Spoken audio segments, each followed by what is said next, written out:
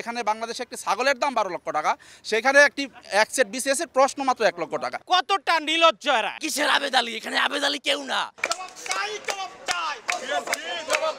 একের পর এক সরকারি কর্মকর্তাদের দুর্নীতির খবরের মাঝে দেশে নতুন করে আলোচনায় প্রশ্ন ফাঁসের ঘটনা। জড়িত থাকার অভিযোগে পিএসসির উপপরিচালক, সহকারী পরিচালক সহ 17 জনকে গ্রেফতারের পর দাবি উঠেছে পরীক্ষা বাতিলেরও। এ নিয়ে প্রতিনিয়ত মানববন্ধনও করছেন চাকরি প্রত্যাশীরা। রোববার আবারও আগারগাঁও পিএসসি ভবনের সামনে মানববন্ধন করেছে গত এক যুগে বিভিন্ন নিয়োগ পরীক্ষায় অংশ নেয়া পরীক্ষার্থীরা। এ সময় প্রশ্ন ফাঁস ও দুর্নীতির কারণে 44, 45 ও 46তম বিসিএস এর সব কার্যক্রম বাতিল করে পুনরায় পরীক্ষা নেয়ার দাবি জানানো হয়। এছাড়াও অন্যান্য বিসিএস পরীক্ষায় প্রশ্নপত্র ফাঁসে নিয়োগ পাওয়া ক্যাডারদের নিয়োগ বাতিল, শূন্য পদে নিয়োগ এবং প্রশ্ন ফাঁসে জড়িতদের দৃষ্টান্তমূলক শাস্তির দাবি জানানো হয়। নগদের কাছে সব গ্রাহকই প্রিয়, তাই তো সারা দেশে ক্যাশ আউট চার্জ সবচেয়ে কম।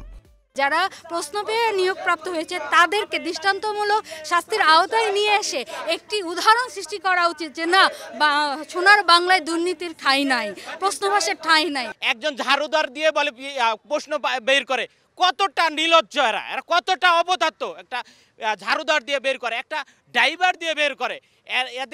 এদের যে এই পদে থাকা, আমি মনে করি যে এরা নিজেও জড়িত। সারা বাংলাদেশ থেকে আমরা প্রায় 3.5 লক্ষ পরীক্ষার্থী পরীক্ষায় বসেছি, সেইখান থেকে পাবো 5000।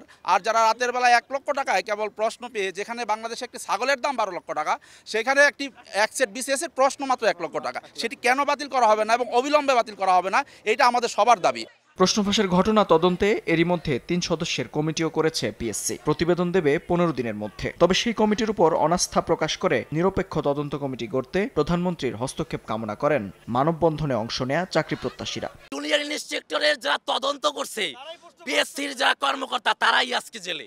আর কিসের আবেদ আলী? এখানে আবেদ আলী কেউ না, এখানে পিএসসির কর্মকর্তারা সবাই দায়ী। প্রধানমন্ত্রীর এখানে হস্তক্ষেপ কামনা করি। 44, 45, 46 এটা সুষ্ঠু তদন্তের মাধ্যমে বাতিল চাই আমরা। প্রায় 2 ঘন্টা অবস্থান নেয়ার পর পিএসসির চেয়ারম্যান বরাবর একটি স্মারকলিপিও দেন তারা। মেহেদী হাসান, সময় সংবাদ, ঢাকা।